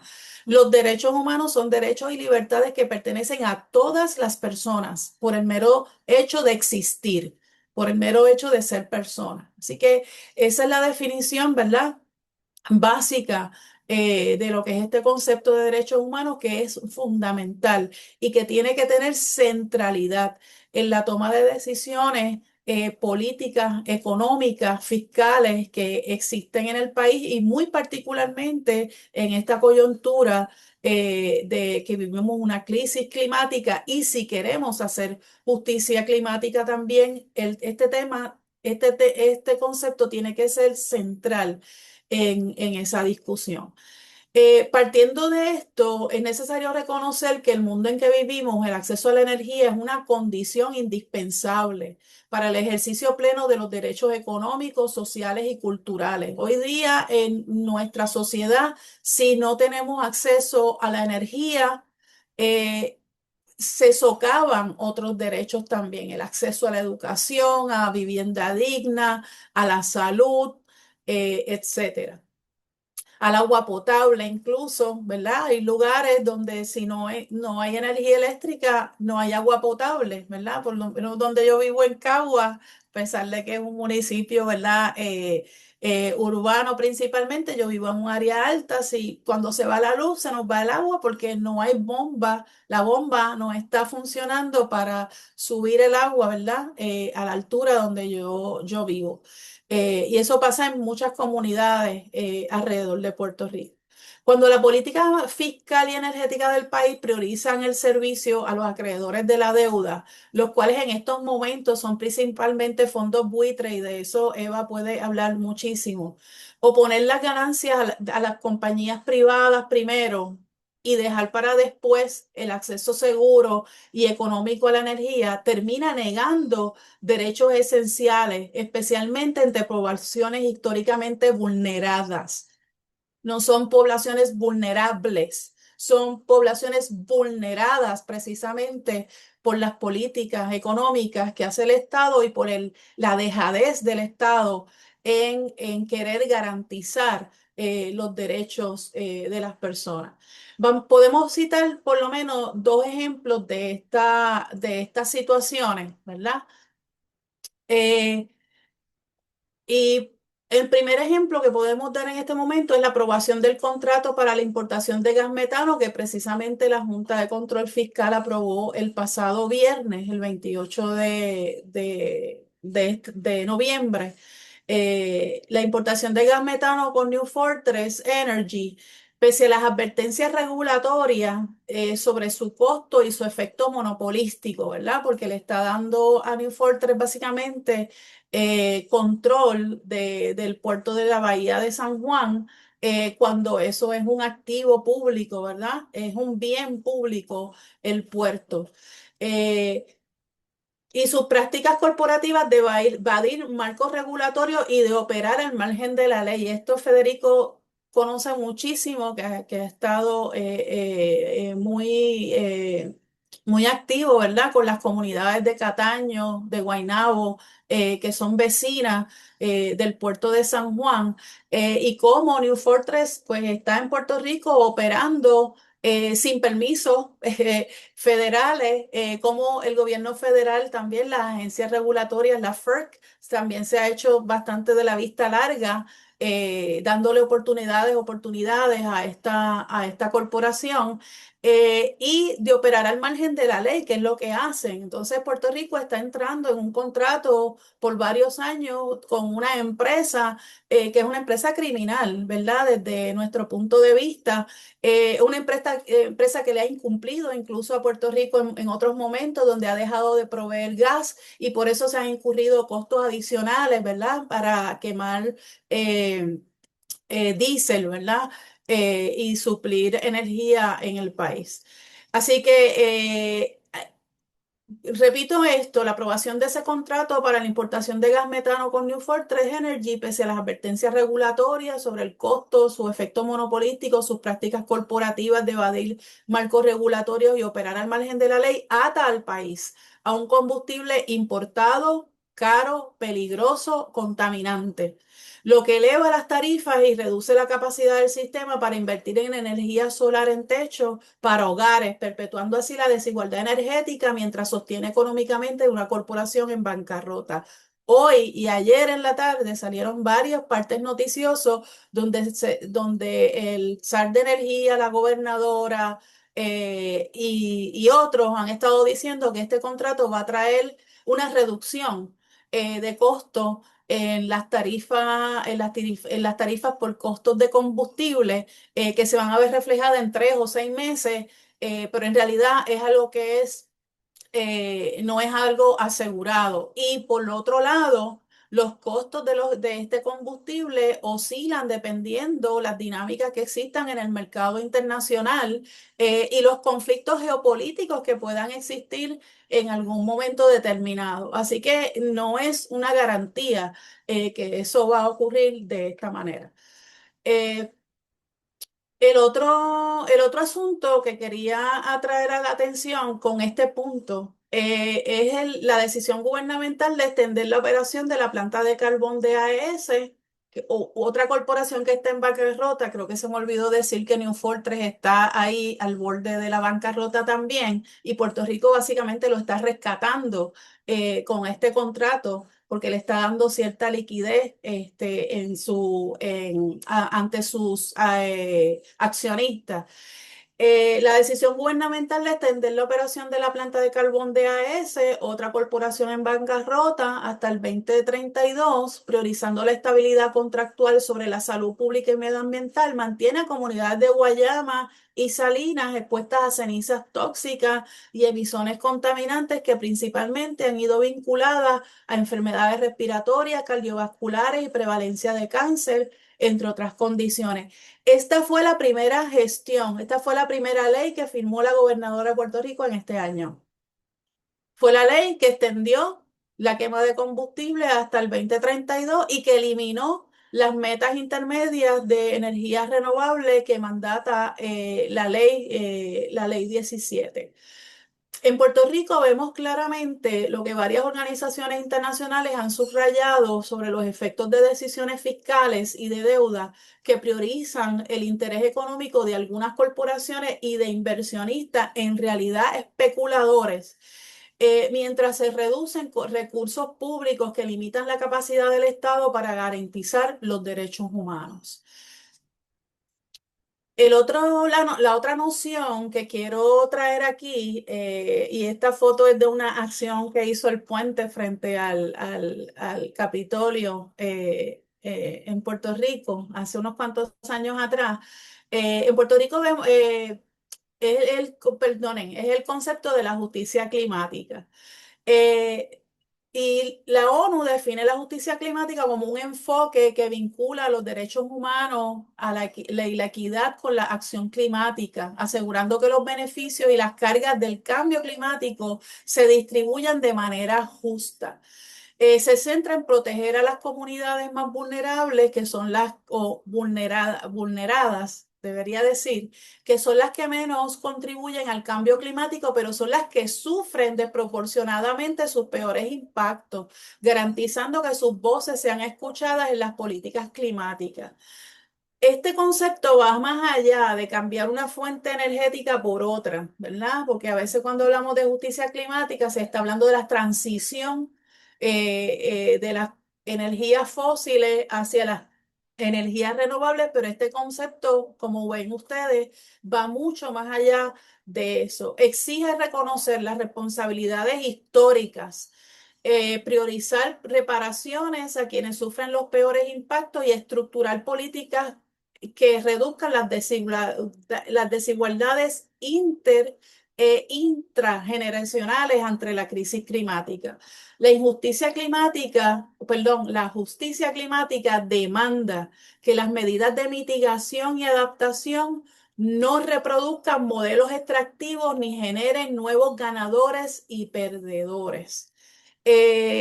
Por ejemplo, en Puerto Rico, la política energética, el sistema energético de Puerto Rico tiene unos beneficiarios principales que están concentrados en los municipios del área metro del país. Sin embargo, las comunidades que han cargado con el peso ambiental, con el peso de salud, de sostener ese sistema energético, viven en el sur de Puerto Rico principalmente y en el norte, en esas comunidades de Cataño, de Guaynabo, parte de Bayamón, ¿verdad?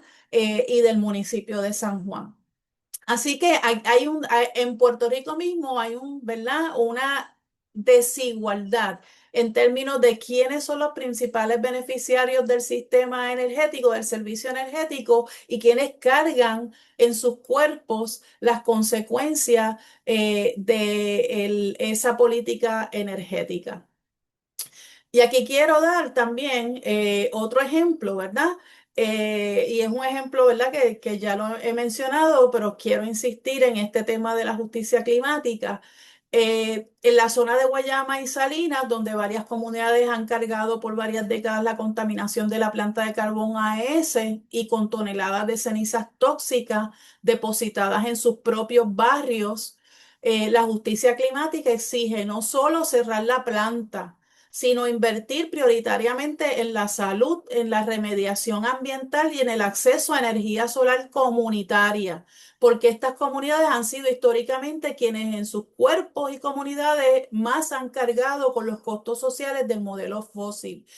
Otro elemento aquí, por ejemplo, en comunidades en Salinas, en Guayama, ahora se están estableciendo lo que llamamos fincas solares, ¿verdad?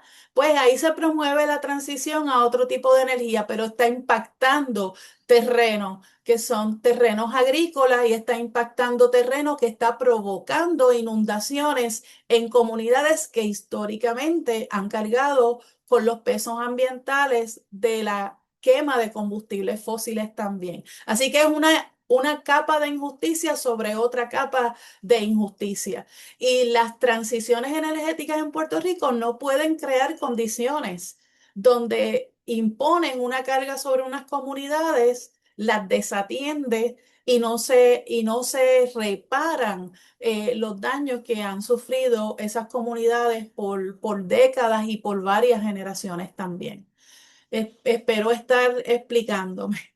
En el contexto, el otro ejemplo, en el contexto de la reconstrucción de Posmaría, mientras miles de familias pobres continúan viviendo con techos frágiles y sin energía estable, la asignación de millones a infraestructura fósil, en lugar de promover el desarrollo de microredes comunitarias y programas de vivienda segura, profundizan desigualdades intergeneracionales y contradice los principios de justicia climática al reforzar patrones históricos de abandono estatal. Y esto pasa mucho en las comunidades de las zonas montañosas de Puerto Rico, donde tienen interrupciones constantes también energéticas eh, y están abandonadas, ¿verdad? Y por último, este otro concepto me parece muy importante traerlo en esta discusión, que es el de las zonas de sacrificio. Y esta definición viene ya de la documentación que ha preparado Amnistía Internacional, precisamente alrededor del tema de la justicia climática.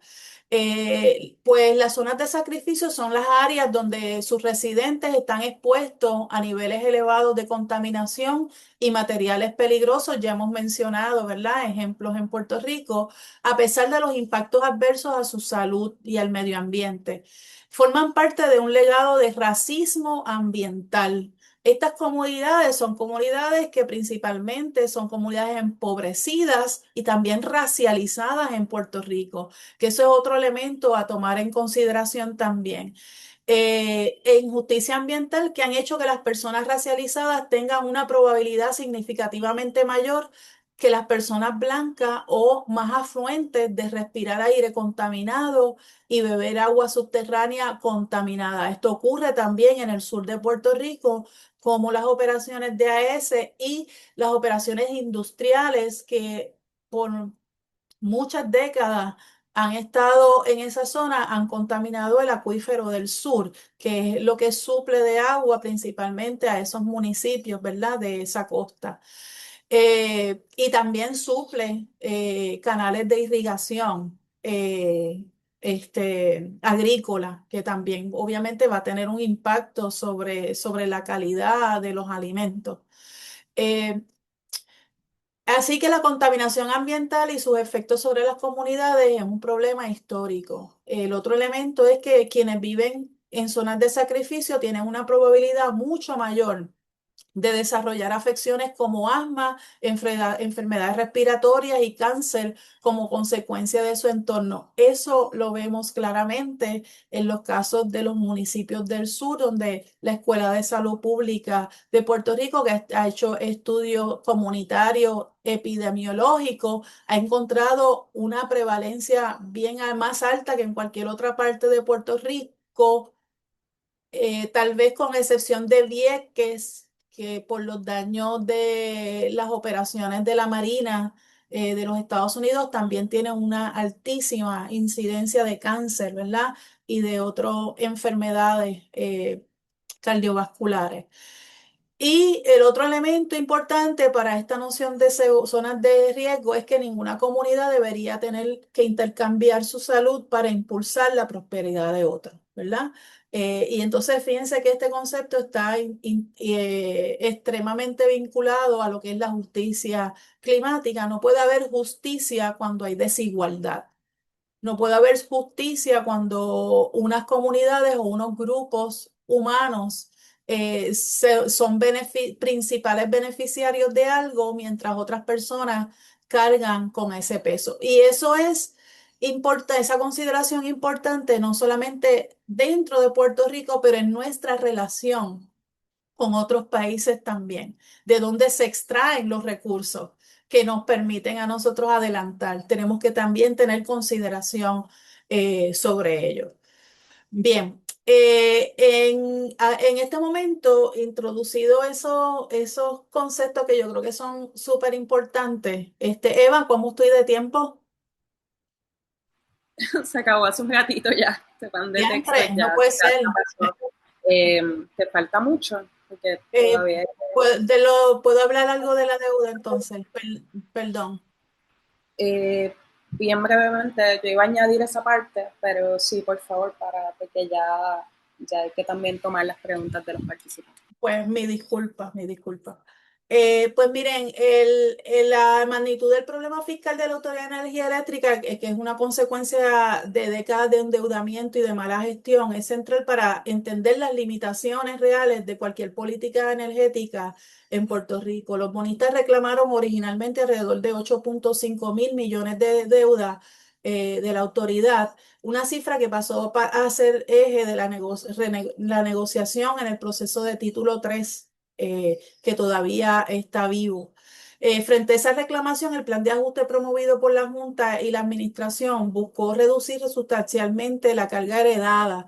La hoja de ruta pública de la Junta proponía recordar la deuda de la autoridad casi un 80%, hasta un equivalente de 2.6 mil millones en efectivo o bonos, excluyendo pasivos de pensiones, con el objetivo de hacer la reestructuración sostenible y evitar que el servicio eléctrico cargue con una deuda impagable. Esa reducción ha sido uno de los puntos más debatidos en la mediación y el litigio.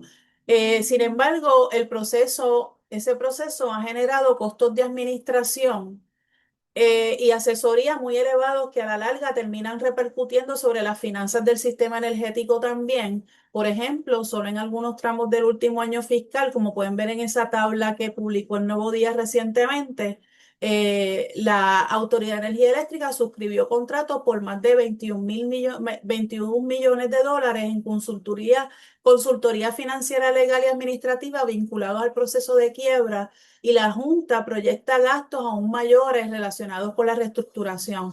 Estos costos operativos y de consultoría, sumados a los pagos y asesores del propio ente fiscal, han sido criticados porque consumen recursos públicos que podrían destinarse a mejorar el servicio y resiliencia. Quiere decir que el manejo de la deuda de la Autoridad de Energía Eléctrica con el manejo de la deuda pública que hubo hace unos años atrás también ha impuesto una carga bien onerosa sobre los puertorriqueños y puertorriqueñas y sobre el Estado mismo, que impide que pueda dar servicio a las personas que precisamente están siendo impactadas por estas políticas energéticas. Y ahí ustedes ven las cifras totales en las operaciones.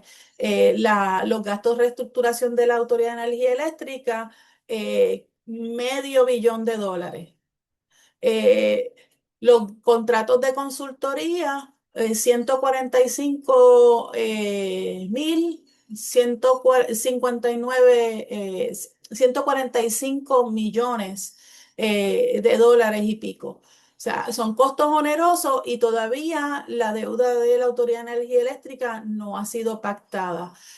Lo que se estima, lo que estiman grupos como la Comisión Ciudadana, es que esos costos, si se incluyen dentro de la tarifa energética, van a estar vivos por unos 50 años, van a seguir agravando la situación energética, perdón, la situación económica de las familias, de los pequeños, los medianos negocios en Puerto Rico, lo que va a seguir en ese ciclo de continua crisis económica y de endeudamiento, también, que va a imposibilitar que el Estado haga lo que se supone que haga, que es defender el acceso a servicios esenciales para la población. Y aquí un último asunto es que desde nuestra posición, la función del Estado es garantizar el bienestar común, no es enriquecer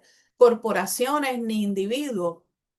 La función social del Estado es esa, garantizar que haya un equilibrio social, que haya un bienestar común, y eso se logra cuando se garantiza que todas las personas dentro del país, sin importar su clase social, sin importar su identidad de género, sin importar su apariencia racial, etcétera, tengan acceso a los mismos servicios, a las mismas condiciones de vida.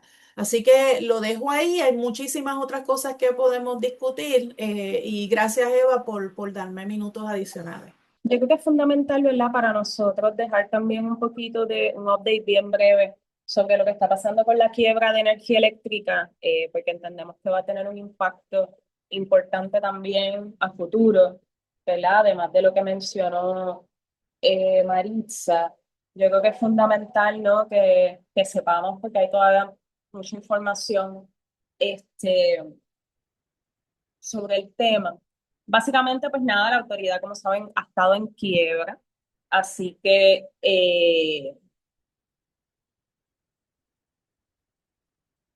la autoridad ha estado en un proceso de quiebra desde el 2017.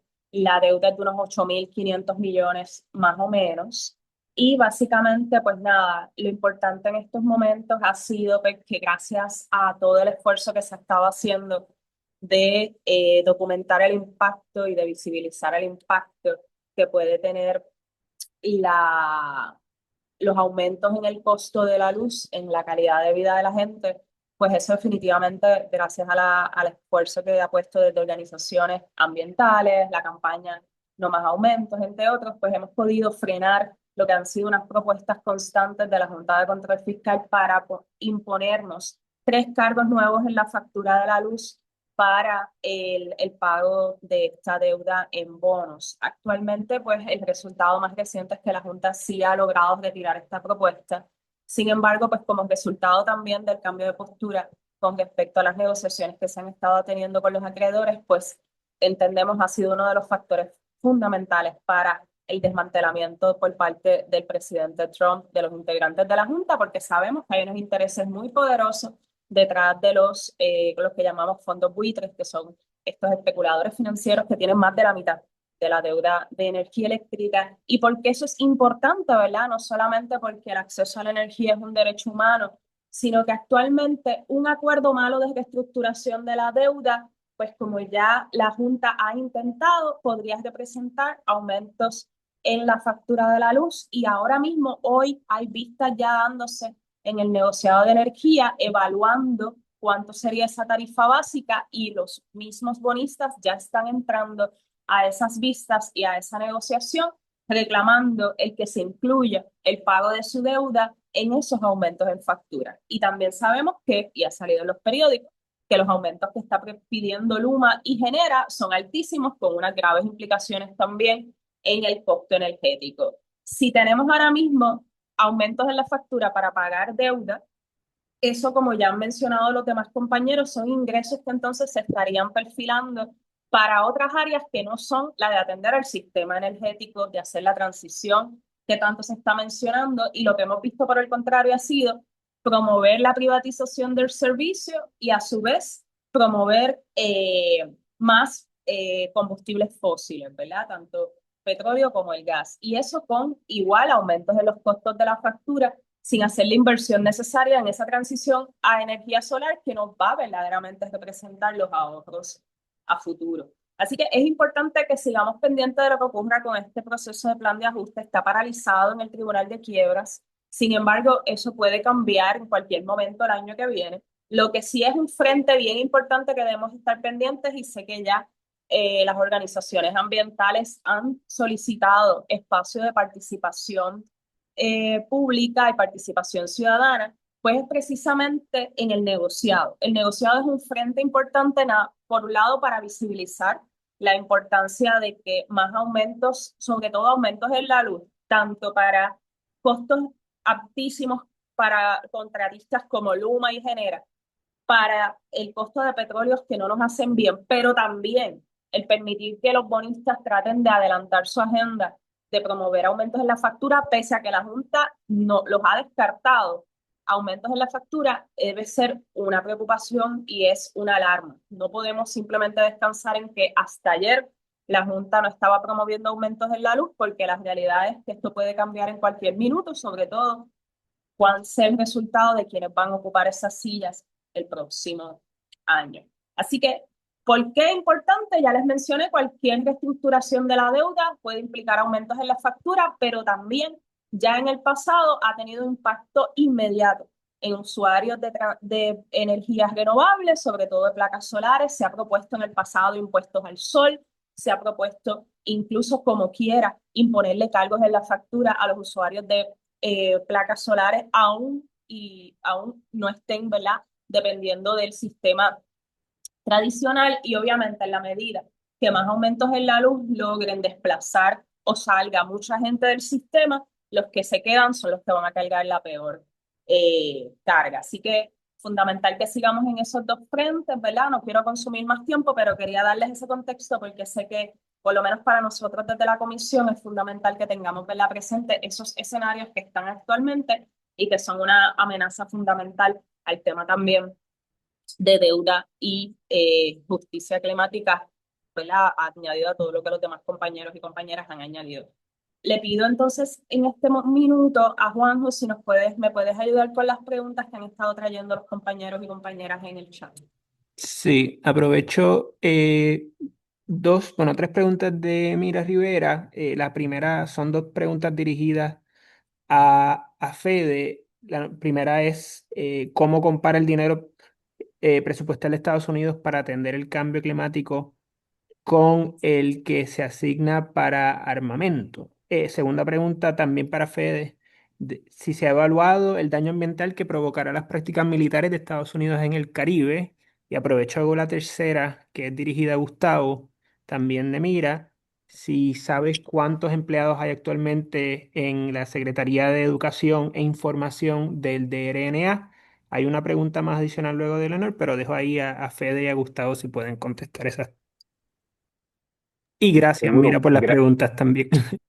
sí, gracias. Mira, bueno, sobre la primera pregunta, sobre la proporción del gasto en armamento versus el gasto para crisis climática, obviamente saben las políticas recientes de Trump, bueno, no recientes porque en su primer término ya las había empezado a implementar. No hay un número exacto de el dinero que está destinado exclusivamente para, para trabajar con el tema de calentamiento global, pero de lo que he podido ver, alrededor del 3,2% del presupuesto se designa al militarismo y cerca de mucho menos del 2% se designa de manera aislada a, al cambio climático. Importante decir ahí que mucho de ese gasto de cambio climático es para respuesta a desastres, eso que hablábamos de esos daños que ocurren en esos eventos. Entonces eso también es importante porque no necesariamente se está poniendo el dinero en la adaptación, que es preverlo. sino mucho después. Entonces, pues claro, pues tiene los números que di de miles de millones de dólares y bueno, desde el 80 al 2024, 3 billones de dólares en gasto, pues ahí se va mucho de ese dinero, pero viene después. Y si pensamos en la política de desmantelamiento de FEMA ahora mismo, y de pasar esa carga a los estados, pues entonces la cosa ahí también se complicaría muchísimo. Porque obviamente en el marco de los Estados Unidos, no solamente los territorios, pero también muchos de los estados no tienen la capacidad económica de atender muchos de estos impactos. Sobre la segunda pregunta de la evaluación del daño ambiental que provocarán las prácticas militares de Estados Unidos en el Caribe, la respuesta es que no lo sabemos. Esto está, ¿verdad? Entre comillas, comenzando, pero sí sabemos que salió hace una semana que se liberaron las protecciones que hay para muchas de las especies marítimas, y eso es una ordenanza que baja para permitir que las prácticas militares puedan ocurrir sin tener responsabilidad con ese daño ambiental. Así que sabemos que va a ser mucho, ¿verdad? El otro gran problema, y no sé si en una de lo que presenté vieron arriba un cintillo, es que el gobierno federal ha ordenado a no levantar datos sobre impactos ambientales y climáticos a las agencias que lo hacían. O sea, que el problema es que nos vamos a estar a ciegas con toda esta información porque la orden es no levantarlos. Así que todos esos dashboards que se habían generado a través de los años, se había conseguido a través de lucha de justicia ambiental, que las agencias tuviesen esa información accesible, hay una orden de eliminarla. No sabemos claramente cuál va a ser ese daño. Gustavo. Sí, gracias por esa pregunta. Mira, yo voy a responder primero a contribuir un poco a lo que Fede decía ahora en respuesta al tema militar, porque han habido varios estudios, ¿no? También recientes sobre el impacto de las prácticas militares en el cambio climático, ¿no? Y realmente el ejército de Estados Unidos es uno de los principales en términos de emisiones a nivel global, incluso muy superior a muchos países. Entonces, y además de los otros impactos ambientales que ya se han estudiado, ¿no? En otros contextos, como pues la contaminación, la deforestación, destrucción de ecosistemas, eso ya sabemos por otros estudios que ese tipo de impacto es lo que acontece cuando hay guerras, cuando hay prácticas militares, etcétera, ¿no? Y además tenemos el caso de Vieques en Puerto Rico, que sabemos lo que pasó ahí, ¿no? Los niveles de contaminación, los impactos a la salud, como decía Maritza, y otras cosas, ¿no? Que todavía hoy el Vieques fue designado, esa zona fue designada como una zona altamente contaminada, un Superfund por los Estados Unidos, con costos económicos de limpieza billonarios, ¿no? Entonces, eso es lo y que es una limpieza que todavía no se ha acabado. Y imagínate en un contexto donde no hay jurisdicción, ¿verdad? De ningún país, como las aguas internacionales, pues, o Venezuela, pues los impactos, ¿quién los va a cubrir después ese daño ambiental y humano? Pues ni hablemos del daño humano. Eh, entonces, sobre las otras preguntas, en el caso del programa de la Secretaría de Educación y Relaciones con la Comunidad, que es la secretaría que alberga ese programa que preguntabas de educación, entre el 2007 y el 2023 se redujeron de 13 a 6 empleados. O sea que en el 2023 había 6 empleados, son los últimos datos que hay disponibles. Es una reducción de 54%. Eso está en el informe que nosotros preparamos. En la presentación no lo incluí porque escogimos algunas de las de mayor impacto, pero esa es una que claramente también, pues, más de la mitad del personal se ha perdido. Eh, y es probablemente que continúe esa tendencia. Eh, También podemos ver el presupuesto en la página del Observatorio Fiscal de Puerto Rico, tienen los presupuestos. Ahora perdí la página, pero ahí en esa página del Observatorio Fiscal podríamos ver que el presupuesto de esa agencia, también de ese programa, dentro de la agencia del DRNA también se ha reducido significativamente en los últimos años.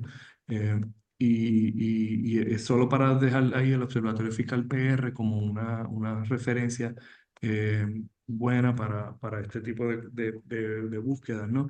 En la sección de información y educación sobre protección al ambiente ha perdido desde el 2015, tenía un presupuesto de 853.000, en 2022 275.000 de presupuesto. Eso es lo que puedo decir sobre eso, gracias. Gracias, Gustavo. No sé si ya pues añadimos la pregunta de Leonor. No, esa todavía no. Adelante.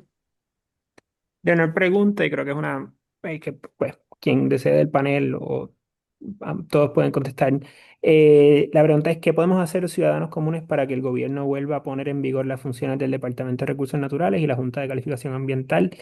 Que vuelva a adjudicar el presupuesto y las funciones para que así estas agencias verdaderamente cuiden el ambiente. Entiendo la pregunta relacionada también a la llegada de la Junta y cómo se ha ido perdiendo poderes, tanto como pues por el poder adjudicativo que tiene la agencia, como también por presupuesto, pero me gusta la pregunta bastante amplia y quien desee empezar, confianza.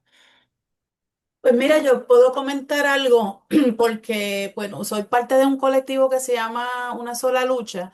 Ahí participan compañeros y compañeras de Amigos del Mar, de Diálogo Ambiental, de Sierra Club, de Vínculo Animal, entre otras organizaciones. Y hace varios meses se está exigiendo precisamente que se desmantele la llamada sombrilla del DRNA, ¿verdad? Que fue esta ley, no me acuerdo ahora, Federico, ¿tú te acuerdas de qué año fue? Donde pues se creó bueno, lo que llamamos la sombrilla, donde se metió la Junta de Calidad Ambiental, Desperdicios Sólidos y otras agencias. Que deben ser independientes, se metieron debajo de recursos naturales y de hecho lo que ha ocurrido es que han desaparecido porque no tienen personal, no tienen agencia. Y una de las cosas que ocurre, una de las cosas que ha hecho este colectivo es exigir al gobierno de Puerto Rico que se desmantele esa sombrilla, que se le den los recursos adecuados a desperdicios sólidos, a la Junta de Calidad Ambiental, Departamento de Recursos Naturales, que tienen todos incidencias distintas, pero todas con asuntos medioambientales que puedan tener sus capacidades regulatorias plenas. El problema que tenemos en Puerto Rico principalmente, y esto se ha ido agudizando también con la entrada de Jennifer González, que está muy alineada con las políticas negacionistas del presidente Trump de lo del que el cambio climático. Es que hay un desmantelamiento completo de lo que son las protecciones ambientales que en el caso de Puerto Rico tienen rango constitucional, que no debería ser. Entonces, uno de los problemas que tenemos es un problema ideológico de para qué sirve el Estado. La gente que nos está gobernando, su mentalidad es que el Estado sirve para facilitar los negocios, ¿verdad? Y que las regulaciones medioambientales y de salud y de toda índole son obstáculos para el presunto desarrollo económico porque ven el desarrollo económico como el crecimiento corporativo, no lo ven como un asunto de que la calidad de vida de la gente mejores. ¿Qué podemos hacer los ciudadanos y ciudadanas? Unirnos a los esfuerzos de las organizaciones que están haciendo estos reclamos por muchos años. También el puente, o sea, yo creo, primero le diría siga, acérquese a las organizaciones que están haciendo estos trabajos medioambientales y vea cómo usted también puede aportar. Aquí Amigos del Mar, El Puente, el Sierra Club, Diálogo Ambiental, etcétera. Son organizaciones que por mucho tiempo han estado trabajando en estas causas y yo creo que es importante seguir potenciando, ¿verdad? Con energías de más personas de la ciudadanía. Muchísimas gracias. Yo creo que ya vamos a ir cerrando. Ya son las 12, van a ser las 12 del mediodía. Eh, entonces nos quedamos, ¿verdad? Súper agradecidos y agradecidas con el apoyo de todos ustedes. Gracias, Federico. Gracias, Gustavo. Gracias, Maritza, por el tiempo y por las extraordinarias presentaciones. Para aquellas personas que forman parte de la Escuelita de la Deuda, continuamos el próximo taller y último del año. Sería el 12 de diciembre a las 10 de la mañana.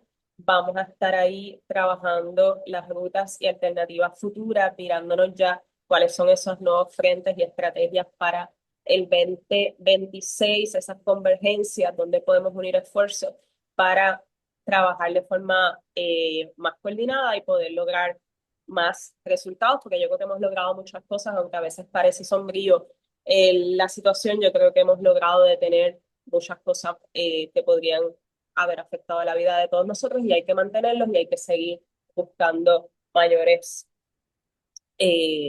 victorias. Así que agradecidos nuevamente a todos y todas los que nos escuchan, los que están en las redes sociales también, agradecidos por conectarse. Saben que esta grabación queda en la página de Facebook, así que pueden compartirlas, aquellas de ustedes que están aquí, que puedan compartirlas a otras personas, también se lo vamos a agradecer. Y esto fue gracias también a el trabajo de los compañeros y compañeras del equipo de la Comisión Ciudadana para la Auditoría de Crédito Público. Así que agradecidos y agradecidas. Que estén muy bien.